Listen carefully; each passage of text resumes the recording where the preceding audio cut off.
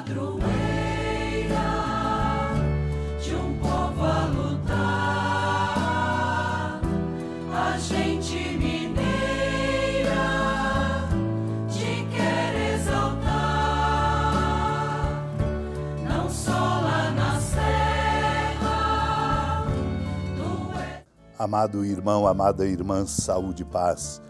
Fecunde Deus com a força da sua graça e com a força da sua palavra amorosa que nos interpela, este caminho que estamos juntos percorrendo, o tempo da quaresma nesta primeira semana, e que se redobre a nossa atenção, sobretudo no esforço de ouvir a palavra santa de Deus atenciosa e amorosamente, para que nossos corações possam crescer na sintonia com o coração de Deus e nós assim conseguirmos a envergadura que devemos ter, porque somos filhos e filhas de Deus. Preparando-nos para proclamar a palavra, lembro aqui São João Crisóstomo comentando o Evangelho de São Mateus, quando diz: no dia do juízo os habitantes de Nínive se levantarão juntamente com esta geração e a condenarão, pois eles mostraram arrependimento com a pregação de Jonas, e aqui disse Jesus, que é ele, está quem é mais do que Jonas. Jonas, na verdade, era apenas um servo, mas ele, Cristo, é o Senhor. Jonas saiu do monstro marinho, ele ressurge da morte. Ele pregou a ruína e Cristo vem anunciar o reino dos céus. Jonas, meu irmão, minha irmã, não era senão um enviado, ou, no entanto, ele veio como mestre e Senhor de todas as coisas, sem ameaças, sem reprimendas, mas com a oferta do perdão. O Senhor, porém, não se atém a essas referências, mas propõe um novo exemplo. Ele comenta: no dia do juízo, a rainha do sul se levantará juntamente com esta geração e a condenará, pois ela veio dos confins da terra para ouvir a sabedoria de Salomão, e ele é mais do que Salomão. Essa comparação é muito interpelante. Jonas dirigiu-se aos ninivitas. A rainha do sul não esperou a vinda de Salomão, mas ela própria foi ao seu encontro, apesar de mulher e de estrangeira, sem considerar a grande distância. A isso não a impeliram perigos ameaçadores, nem o temor da morte. Mas a rainha tão somente foi por grande amor pelas palavras da sabedoria. E é claro, Jesus é mais do que Salomão. Outrora veio uma mulher, agora é ele que vem. Ela partiu dos confins da terra. Ele, Cristo, percorre cidades e aldeias. Salomão dissertava sobre árvores e plantas o que não lhe podia ser de grande utilidade. Cristo nos fala das coisas inefáveis e dos grandes mistérios. Naquele tempo, quando as multidões se reuniram em grande quantidade, Jesus começou a dizer: esta geração é uma geração má. Ela busca um sinal, mas nenhum sinal lhe será dado a não ser o sinal de Jonas. Com efeito, assim como Jonas foi um sinal para os ninivitas, assim também será o Filho do Homem para esta geração. No dia do julgamento, a rainha do sul se levantará juntamente com os homens desta geração e os condenará, porque ela veio de uma terra distante para ouvir a sabedoria de Salomão. E aqui está quem é maior do que Salomão.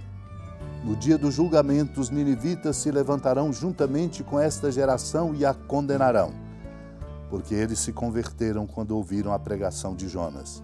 E aqui está quem é maior do que Jonas. Amado e amada de Deus, significa, pois, o Senhor nos advertindo que não podemos perder a oportunidade da graça e da nossa conversão. Por isso, Jesus começou a dizer, fazendo um juízo de valor a respeito desta geração: é uma geração má, busca sinal, mas nenhum sinal lhe será dado a não ser o sinal de Jonas. Deus nos dá muitos sinais. É preciso desenvolver a competência pela oração e pela espiritualidade para compreendermos os sinais de Deus, porque compreendidos, nos tornaremos capazes de dar a resposta que devemos. Jonas foi um sinal para os ninivitas, e ele, Cristo, é o sinal para nós nesta geração.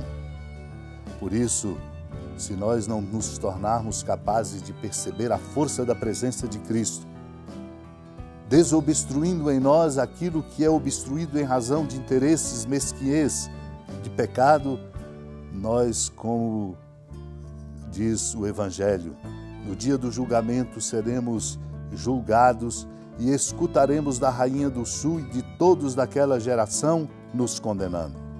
Porque ela veio, disse o Senhor, de um lugar distante para ouvir Salomão. No entanto, ele é maior do que Salomão. Os ninivitas levantarão juntamente com esta geração e nos condenará, se nós não formos capazes de colocar Cristo no centro de nossa vida e compreender o caminho do seu seguimento. Os ninivitas ouviram a pregação de Jonas e se converteram. Cristo é maior do que Jonas. Aqui lembro para pedirmos a Deus a graça de podermos perceber das demonstrações de um bispo chamado Afraates. Ele diz: a lei e a aliança foram totalmente mudadas. Primeiramente, Deus substituiu o pacto com Adão por outro que estabeleceu com Noé. E agora, assim como a história continuou, Ele estabelece conosco um novo pacto em Cristo. É Cristo o centro de nossa vida. Supliquemos a Deus a graça desta percepção e desta vivência para que nós possamos responder adequadamente ao chamado que Ele nos faz.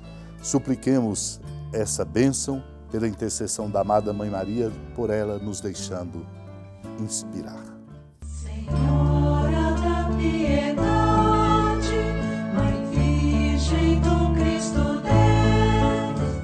Lembrai-vos, ó piedosíssima Virgem Maria, que nunca se ouviu dizer que alguém daqueles que, tendo recorrido à vossa proteção, implorado a vossa assistência e reclamado o vosso socorro, tenha sido por vós desamparado. Animado com igual confiança, a vós recorro, ó Virgem das Virgens, e gemendo sob o peso dos meus pecados, me prostro a vossos pés. Não desprezeis as minhas súplicas, ó Mãe do Verbo encarnado, mas dignai-vos de as ouvir propícia e de me alcançar o que vos peço. Amém. Feliz padroeira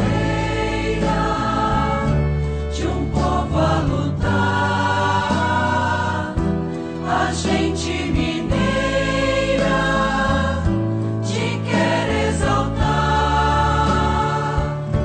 não só lá na serra, tu és esplendor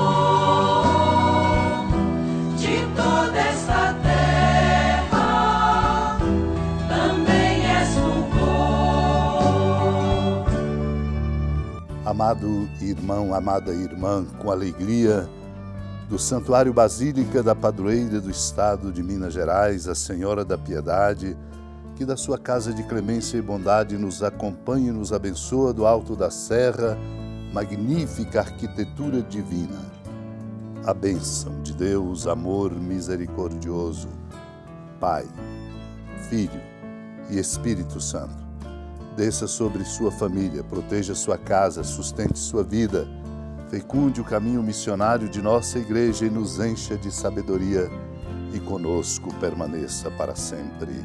Amém. Feliz padroeira